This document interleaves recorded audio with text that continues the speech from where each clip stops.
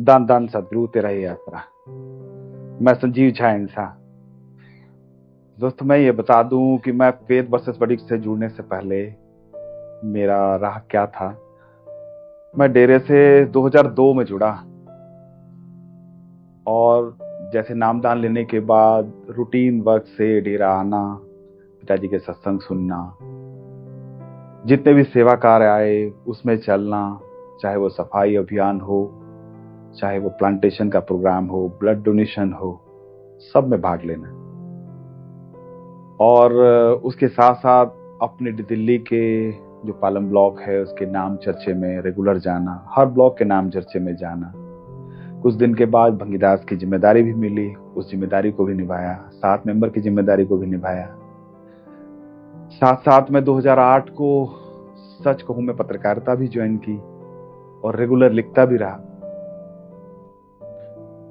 और डेरे की संस्था से जुड़ने के बाद अपने आप को बहुत अच्छा समझता हूँ कि मैंने डेरों में इतने बदलाव देखे, लोगों को अच्छे विचार देखे, समाज के प्रति जिम्मेदारी देखी, वो मुझे अच्छा लगता था। हमने सबको बताया, अपने दोस्तों को भी बहुत जोड़ा, बहुत लोगों को। नाम लेने के टाइम में भी हम बहुत लोगों को लेके जाते, डेरे नाम लेते। और वहां सुभाष नगर ब्लॉक के एक सेवादार थे हमारे मदन लाल गांधी जी, वो भी भंगीदास की सेवा किया करते थे। उनको सेवा मिली तिहाड़ जेल में सेवा करने की। मैंने जो बंदी भाई हैं उनको बंदी बोला जाता है, ताकि एक कारागार जो होता है वो सुधार गृह होता है, और वहां जो भी लोग क्राइम करके आते हैं उनको बंदी बोला जाता है, ताकि उसको सुधार के समाज के मुख्यधारा से फिर से जोड़ा जा सके। और इसमें डेरा जो है वो एक अहम रोल अदा कर रहा था। पिताजी के जो सिद्धांत थे, पिताजी की जो आइडियोलॉजी थी, वो सच्ची शिक्षा के माध्यम से, सच कहूं के माध्यम से सबके पास पहुंचाना, ये भी एक बहुत बड़ी सेवा थी। और नाम चर्चा एक ऐसा साधन था जिससे हम रूहानियत के बारे में उनको समझा सकते थे, अच्छे बुरे के बारे में बता सकते थे। तो हम लोग मदन लाल गांधी जी के साथ हमेशा तिहाड़ जेल में जाया करते थे। आप ये भी सोचो कि तिहाड़ जेल के अंदर कैमरा ले जाना अलाउड नहीं होता, लेकिन हमें इजाजत होती थी, हम वहां कैमरा भी लेके जाते थे। उन बंदी भाइयों को पिताजी के जो ज्ञान है, जो माने पिताजी की आइडियोलॉजी है, उनको हम बताया करते थे, सच्ची शिक्षा दिया करते थे पढ़ने के लिए। वो लोग लेते थे, बड़े खुशी से मांगते थे, प्रसाद लेते थे, वो सुनते थे बड़े ध्यान से, भजन भी लगाते थे। कई बंदी भाइयों ने भजन लगाना शुरू किया। भजन लगाने के बाद उनको जेल से छुट्टी भी मिल गई आसानी से। वो आश्चर्यचकित थे कि उनका बेल नहीं होना था, लेकिन बेल कैसे मिल गया उनको। वो बाद में भी आए, मिले, बाद में भी जुड़े, आके जुड़े, पिताजी से नामदान भी लिया। कई लोगों ने बुराई छोड़ी। तो पिताजी जो सोच लेके आगे चले थे ना, वो सोच का मतलब यही सिद्ध होता था कि जो बुराई के रास्ते में जुड़े हुए लोग हैं वो समाज की मुख्यधारा से कैसे जुड़े, बुराइयों को छोड़ के। तो इस तरह की जर्नी में हम थे, सेवा में लगातार थे। मदन लाल गांधी जी के साथ और भी बहुत प्रेमी वहां जाया करते थे। कई बार हमारे सच कहूं में वो छपके भी आई है ये खबर। लेकिन 25 अगस्त 2017 का जब ये वाकया घटा तो मुझे बहुत शौक लगा। यूं लगा कि जैसे कोई आत्मा को छीन लिया हो। मैंने 7 दिन तक खाना ढंग से नहीं खाया, न किसी से बात कर पा रहा था। क्या बोलूं किससे। मेरे घर वाले भी बोलने लगे कि आप इतनी चुप्पी क्यों लगा ली है, और अपने गम को कैसे बता सकूं, कैसे इजहार करूं कि हमारे साथ क्या घटना घटा। मुझे बहुत अफसोस था कि जितने भाई बहन मारे गए, लगभग ऑन रिकॉर्ड 43 लोग ऑन रिकॉर्ड मारे गए थे। न जाने कितने लोग बिना रिकॉर्ड के मारे गए। कितने बहनों के साथ में दुराचार हुआ रास्ते में। जब हमने सुना तो मेरी रूह कांप गई, बर्दाश्त नहीं हुआ उस टाइम। हमने सोचा कि क्या करना चाहिए। पिताजी तो चले गए, निर्दोष होते हुए भी सजा भुगतने के लिए चले गए। हमें डेरे के बारे में कुछ नहीं पता कि यह घटना घटी क्यों, कैसे घटी। सबसे पहले ख्याल आया जो लोग मारे गए उसका ख्याल किया जाए, उसकी सोच ली जाए। हमने तलाश जारी की, रिकॉर्ड निकाले, जो गवर्नमेंट के रिकॉर्ड थे 43 रिकॉर्ड वो निकाली, उनके पास गए। उस टाइम हमारे साथ डेरे के ही प्रेमी त्रिलोकपुरी के विजेंदर हुआ करते थे। उससे मेरी पुरानी जान पहचान थी, वो भी पत्रकारिता लाइन में थे। कई बार हम लोग किसी इवेंट को कवर करने के लिए बाहर भी, दिल्ली से बाहर भी गए, वो हमारे साथ जाते थे, तो इससे जान पहचान थी।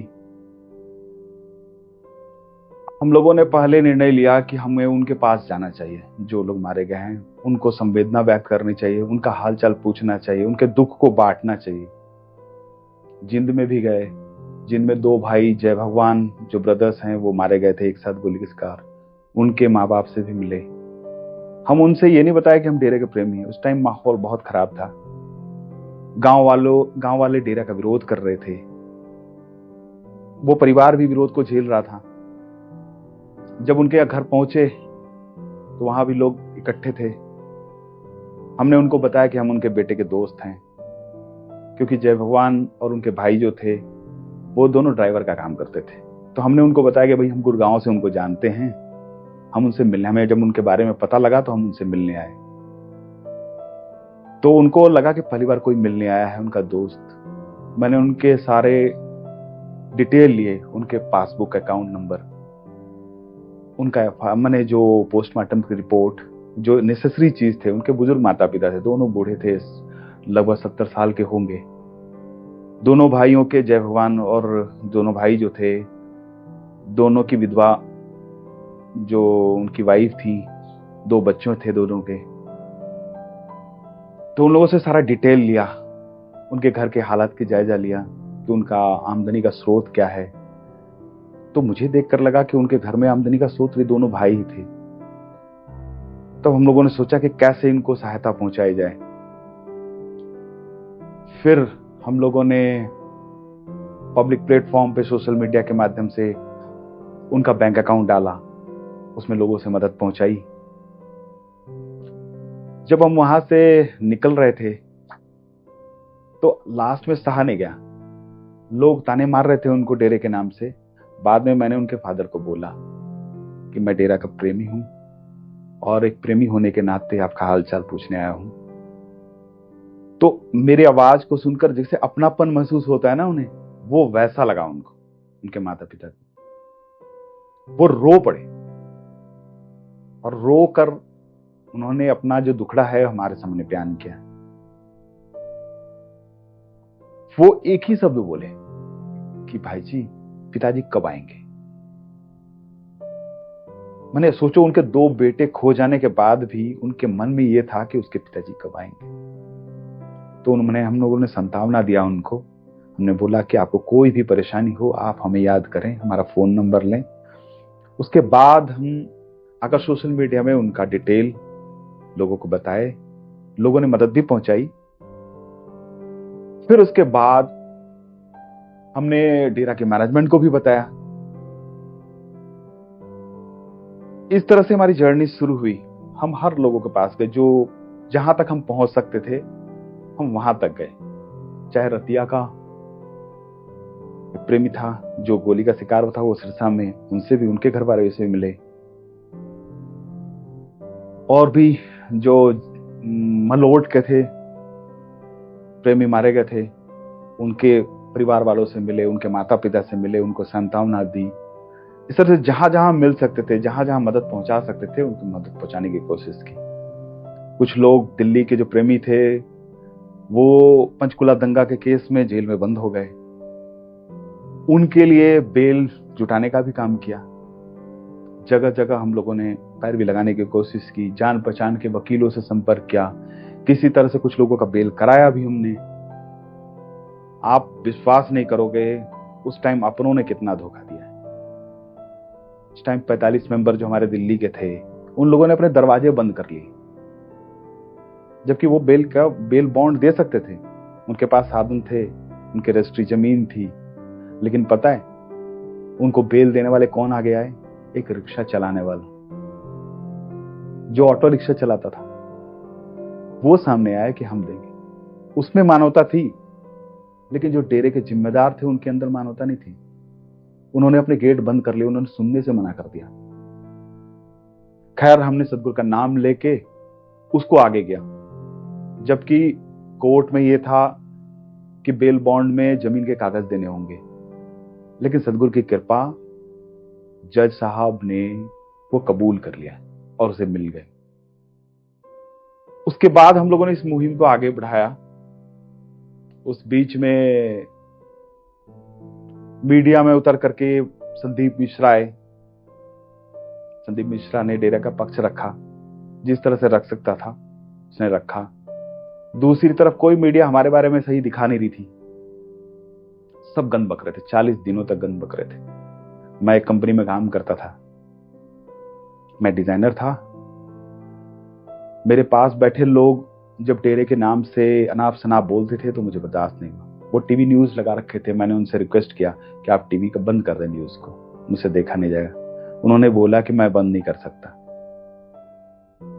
मैंने उस दिन जॉब छोड़ दी। उस दिन के बाद मैंने निर्णय किया कि नहीं, मैं जाऊंगा ही नहीं। हमने अपना काम करने का सोचा। उसके बाद उस दौर में एक ही जुनून था कि हम डेरे में कैसे मदद पहुंचाएं। सब चीज बंद थे, मीडिया में दुष्प्रचार चल रहा था। उस टाइम एक चैनल आया, प्रतिनिधि चैनल। उसमें विजेंद्र की जान पहचान थी, वो जाके बैठा। फिर हम लोगों ने भी उसको आश्वासन दिया कि भाई हम लोग भी आते हैं, हम लोग सब मिल के डेरे के बारे में बोलेंगे, डेरे के भलाई के बारे में बोलेंगे, हमारे ऊपर जो हुए अत्याचार के बारे में लोगों को बताएंगे। हमने बताना शुरू किया। उस टाइम में हमारे जान पहचान में कुछ एडवोकेट भी थे, और उस समय जो है एक एडवोकेट से ज्यादा सहारा कोई और नहीं दे सकता था, क्योंकि कानूनी सलाह चाहिए थे हमें, हम आगे क्या करें। हमारे जान पहचान के वकील थे डॉक्टर अजय प्रताप सिंह। उनसे हमने अप्रोच किया, क्योंकि वो पहले से जानते थे हमें, कई बार डेरे के प्रोग्राम में आए भी थे। तो उनसे अप्रोच किया, उनके पास फोन किया, तो बोला ठीक है संजीव जी, आप जहां बोलोगे हम चलने के लिए तैयार हैं। उनको लेके प्रतिनिधि चैनल पे गए, उन्होंने डेरे का पक्ष रखा, लोगों को हौसला मिला और प्रतिनिधि चैनल को लोग जानने लगे। कुछ प्रेमी, जो प्रेमी देख रहे थे, उनको जानने लग गए। तो हमें लगा कि ये चैनल ऐसी चैनल है जिसके माध्यम से हम लोगों तक बात एयर कर सकते हैं, अपनी बात बता सकते हैं। उसकी मदद की हम लोगों ने, उसको उठाने के पूरा प्रयास किया। इस तरह से धीरे धीरे हम आगे बढ़ते रहे, एक कदम आगे बढ़ते रहे। उसी बीच में मैं सोशल मीडिया से पहले जुड़ा हुआ था, तो मुझे एक डॉक्यूमेंट दिखाई दी। मैं डेरे के बारे में, अंदर के जो राजनीति के बारे में नहीं जानता था, इस केस के बारे में भी नहीं जानता था, मुझे कुछ भी नहीं पता था। मैं इतना जानता था कि मैंने हमारी जो डेरे की संस्था है, हम गुरुजी हमारे जो हैं वो हमें नेक कार्य सिखाते हैं, परमार्थ के रास्ते पे चलाते हैं, और हमें जो है परलोक सुधारने का मौका देते हैं। हम उस रास्ते पे चल पड़े थे, लेकिन डेरे के अंदर के पॉलिटिक्स के बारे में जरा भी जानकारी नहीं थी। ये तो केवल मीडिया में सुनने को मिली हमें कि ये केस है, मुझे कोई केस के बारे में नहीं पता था। उसके बाद हमने सोशल मीडिया में एक पेज देखी, CBI 1, CBI 2, CBI 3। मैंने उसको पढ़ा, मुझे केस के फैक्ट्स के बारे में कुछ पता लगा। मैं खोजबीन करने निकल पड़ा, अकेले निकल पड़ा, कोई नहीं था उस टाइम साथ। 2 साध्वी थी, उनको ढूंढते ढूंढते भी मैं फतेहाबाद भी पहुंचा। एक साध्वी के घर पे भी गए, एक साध्वी जो थी उनके घर ससुराल पे भी गए। उनको नहीं पता था कि हम कौन थे, लेकिन हम जानना चाहते थे कि आखिर क्या हुआ, जो साध्वी जो झूठा बयान दे रही है कौन है, क्यों बयान ऐसा दी। उसके बाद बहुत खोजबीन की, उसमें हमने राजा राम हांडिया के बारे में पढ़ा, CBI पार्ट 1, पार्ट 2, पार्ट 3 में। उसका छानबीन करने के लिए हम PGI रोहतक भी पहुंचे। वहां डॉक्टर दिनेश से मुलाकात हुई, जो डेरा के प्रेमी थे। उनसे भी बातचीत की कि उनका कोई जो राजाराम हांडिया को एडमिट कराया गया था, उसका कोई रिपोर्ट है कि नहीं। उन्होंने भी उस टाइम बताया कि उनका कोई रिपोर्ट उस टाइम नहीं है। मुझे बड़ा अजीब लगा कि यार कोई रिपोर्ट नहीं है, उसका कोई मेडिकल रिपोर्ट नहीं है, फिर भी वो उस डॉक्यूमेंट में लिखा है। इस तरह से खोज जारी रही। हम चाहते थे कि मुझे डेरे के अंदर के बारे में कोई बताए। एक तरफ हम लोग संघर्ष कर ही रहे थे, प्रतिनिधि चैनल पे आके जहां तक कोशिश कर सकते थे करने की कोशिश की। प्रतिनिधि चैनल के जो मालिक हैं, जिन्होंने जो डेरे के ही बिल्डिंग में एक चैनल चला रहे थे और डेरे की मदद से चलाने की कोशिश कर रहे थे, हम लोगों ने भी बहुत प्रयास किया उनको उठाने का। तब उन्होंने हमें डॉक्टर मोहित से मिलवाया। डॉक्टर मोहित भी एक डेरा प्रेमी थे जो प्रतिनिधि चैनल देख रहे थे। उनसे आलोक जी की बात हो रही थी, इधर हमारी भी बात हो ही रही थी। आलोक जी से नजदीकी थी हमारी। कई बार हम डॉक्टर एडवोकेट एपी सिंह को लेके भी गए वहां पे। तो उस दौरान वो मुझे एक दिन सिरसा लेके आए। सिरसा में शाही परिवार में रोहिमीत जी से मिलवाने के लिए। रोहिमीत जी के कोठी में ही हमारी मुलाकात हुई। उसी दिन हमारी मुलाकात डॉक्टर मोहित से हुई। डॉक्टर मोहित डेरे से जुड़े हुए थे। डेरे के अंदर के जो वह अंदर पले बड़े हैं, वहीं पढ़ाई लिखाई किए हुए, उनको डेरे की सारी गतिविधियों के बारे में पता होता था। उनको बाहर की दुनिया के बारे में पता नहीं था। जबकि मैं पत्रकारिता में जुड़े होने के कारण, और हमारी एक संस्था भी है आयुर्वेदिक सह मानव विकास न्यास, जिसका मैं सचिव भी हूँ। वो संस्था सामाजिक तौर पे समाज से जुड़ी हुई है, 2005 से ही रजिस्टर्ड है। वो पिताजी की आइडियोलॉजी को ही लेके चल रही थी। जो पिताजी ने गायों के दूध, काउ मिल्क की पार्टी ऑर्गेनाइज की थी। उस टाइम पिताजी ने संदेश दिया था कि मंदिरों में कामधेनु गाय को रखी जानी चाहिए और गाय के दूध को ही प्रसाद के रूप में मान्यता मिलनी चाहिए, जिससे समाज में गायों के प्रति श्रद्धा पनप सके। और वो विचार हमें बहुत अच्छे लगे थे। हमने अपनी संस्था के माध्यम से योगी जी के मिनिस्ट्री को ये लिखा था लेटर। उस लेटर का जवाब में भी लिखा था, पिताजी का नाम लेके लिखा था बकायदे, कि पिताजी की ये विचार हैं और हम इस विचार को आगे बढ़ाना चाहते हैं।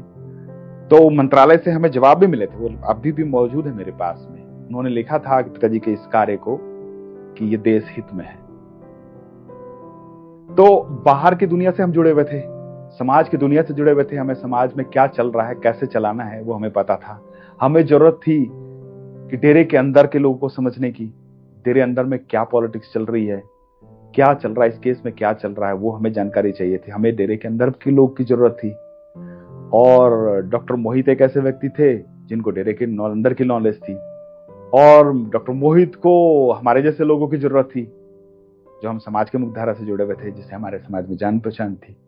मैं सच कहूं, मैं एज ए पत्रकार था, मुझे बहुत उम्मीद थी कि कम से कम हमारा जो अखबार है वो हमारे प्रेमियों के हुए अत्याचार के ऊपर में लिखेगा, या हम लोग जो लिख के देंगे उसे छापेगा।